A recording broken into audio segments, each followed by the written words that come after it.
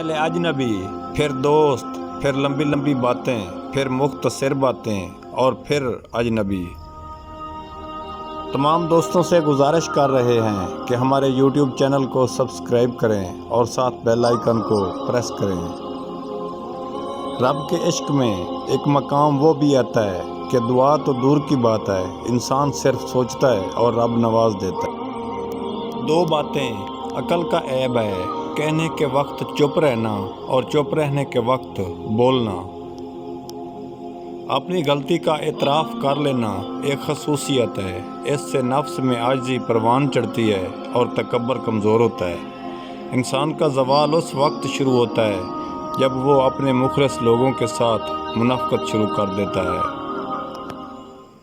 بڑے بڑے درود سے زیادہ طاقتور دعا آپ کے والد اور والدہ کی ہے، اللہ سب کے والدین کو سلامت رکھے۔ اگر دنیا میں کامیاب ہونا چاہتے ہو تو پہلے ناکامی کا استقبال کرنے کا حوصلہ پیدا کرو۔ انسان کتنا ہی امیر کیوں نہ بن جائے، تکلیف بیچ نہیں سکتا اور سکون خرید نہیں سکتا۔ تم کیوں گھبراتے ہو مقدر کے فیصلوں پر؟ کیا تم نہیں جانتے تمہارا رب غفور اور رحیم ہے؟